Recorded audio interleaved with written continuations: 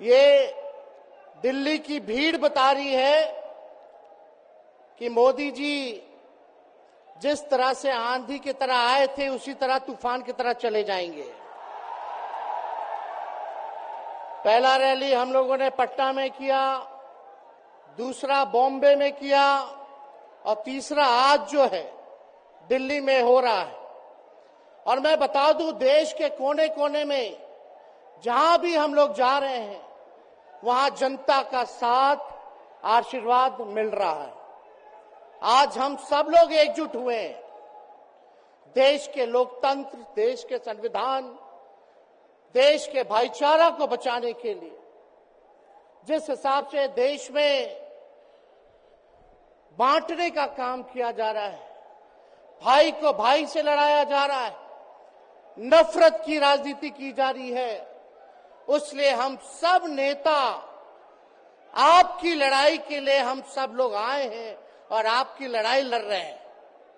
और हम लोग सब लोग चाहते हैं कि इस लड़ाई में आपका साथ मिले, आपका आशीर्वाद मिले और आपका प्यार मिले। जो लोग नारा लगाते हैं अब की बार 400 पार, उनका मुंह है कुछ भी बोलेंगे, लेकिन एक बात तय है, जनता ही मालिक है, आप मालिक हैं और आपको तय करना है कि देश के शासन में कौन बैठने का काम करेगा।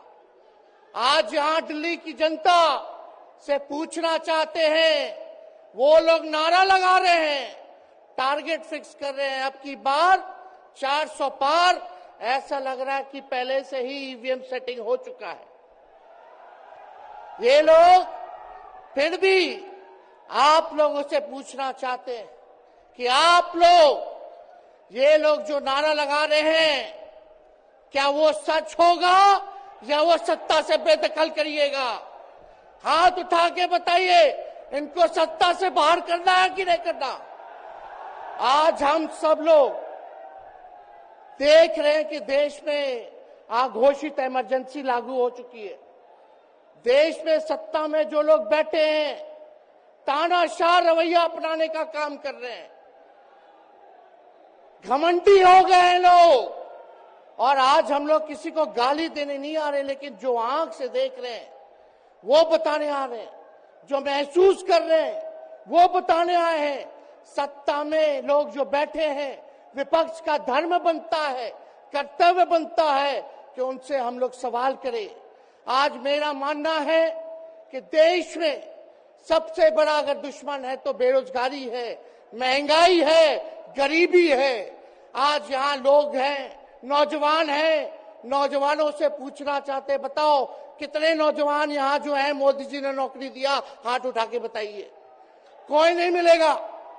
मोदी जी ने कोई नौकरी नहीं दी, सब कुछ जो है प्राइवेटाइज कर दिया। और हम लोगों ने बिहार में जब कांग्रेस लेफ्ट इंडिया अलायंस की सरकार थी, 17 महीने में 5 लाख नौकरी हम लोगों ने देने का काम किया। आज किसान तबाह है, युवा परेशान है, लेकिन किसानों से मोदी जी को मिलने का समय नहीं है। मोदी जी मिलते तो प्रियंका चोपड़ा से मिलेंगे, किसानों से नहीं मिलेंगे। अक्षय कुमार को इंटरव्यू देते थे पिछले चुनाव में, इस बार बिल गेट्स को बुला करके इंटरव्यू देने का काम कर रहे हैं। लेकिन किसानों की समस्या कैसे हल होगी ये नहीं बता रहे। किसानों से उन्होंने पिछले चुनाव में वादा किया था कि उनका आय दुगुना करेंगे। आज किसानों पर मोदी जी ने तलवार चलाने का काम किया है, जो हमारे अन्नदाता हैं। इसलिए आप सब लोग, जब आवाज उठाते हैं, तब मोदी जी और उनकी जो सेल है पार्टी की, उस पार्टी का सेल में कौन है? ईडी है, सीबीआई है, इनकम टैक्स है। लालू जी को तो कई बार सताया गया, मेरे ऊपर मुकदमा किया गया, मेरी मां पर, मेरी बहनों पर, मेरे जीजाओं पर, मेरे पिता के जितने संबंधी थे सब पर केस मुकदमा किया। अभी बिहार चले जाइए, कई हमारे नेताओं पे छापेमारी चल रही है, कई जगह ईटी का रेट चल रहा है, आईटी का रेट चल रहा है, लेकिन हम लोग घबराने वाले लोग नहीं। आज देश में जिस हिसाब से हेमंत सोरेन जी को और अरविंद केजरीवाल को गिरफ्तार करने का काम इन बीजेपी के लोगों ने किया है, तो उनको हम बता दें कि इनके गीदड़ भपकी से हम लोग डरने वाले नहीं हैं। हम लोग संघर्ष करने वाले लोग हैं। और पिंजरे में तो शेर ही को कैद किया जाता है। सब लोग शेर हैं। आप लोगों ने ताकत दिया है, आपकी लड़ाई हम लोग लड़ रहे हैं।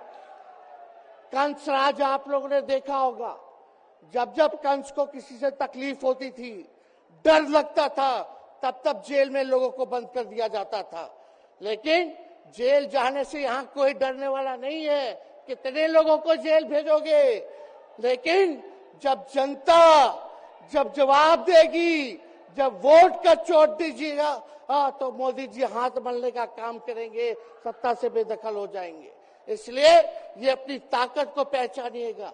सब लोग चुनाव के समय आप सब लोग पोल कीजिएगा, वोट दीजिएगा, लोगों को भी वोट दिलाने का काम कीजिएगा। बीजेपी के लोग झूठ बोलने वाले लोग हैं। ये लोग यूरिया को भी चीनी बना देते हैं। ये लोग गोबर को भी हलवा दे करके परोस देते हैं। ये लोग आंख फोड़ करके चश्मा दे देंगे और फिर बोलेंगे देखो हमने चश्मा दिया। ये झूठी पार्टी है, इसलिए इन पे विश्वास मत कीजिएगा। मोदी जी कहते हैं कि उनका गारंटी मजबूत गारंटी है, गारंटी की बात करते हैं। हम बोलते हैं मोदी जी की गारंटी वैसे ही गारंटी है जैसे चाइनीज माल होता है। 2-4 बार इस्तेमाल करोगे और वो गारंटी जो है खत्म हो जाता है, टूट जाता है, खराब हो जाता है। तो जब तक चुनाव है तब तक ही मोदी जी की गारंटी है, बाकी कुछ नहीं। 2 करोड़ रोजगार का क्या हुआ? 15-15 लाख रुपए का क्या हुआ? ये जवाब नहीं देने वाले, लेकिन हमेशा जो है प्रोपेगेंडा चलाने का काम करते हैं और लोगों को भटकाने का काम करते हैं। इसलिए आप सब लोगों को सावधान रहना पड़ेगा। इनके झूठ पे आप लोग विश्वास मत कीजिएगा। और हम सब लोगों ने आज तस्वीर देखा।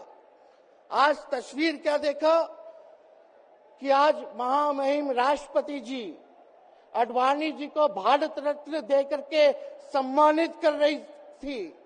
मोदी जी आडवाणी जी के बगल में बैठे हुए हैं, राष्ट्रपति खड़ा होकर के सम्मानित कर लिए हैं, लेकिन मोदी जी खड़ा भी नहीं हुए राष्ट्रपति के सम्मान में, खड़ा भी नहीं हुए।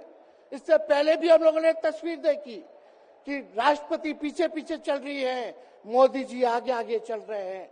ये हम आप सब लोगों को बताना चाहते हैं कि इनका संविधान पे कोई विश्वास नहीं है। ये लोग नागपुरिया कानून को लागू करना चाहते हैं, आरएसएस के एजेंडे को लागू करना चाहते हैं।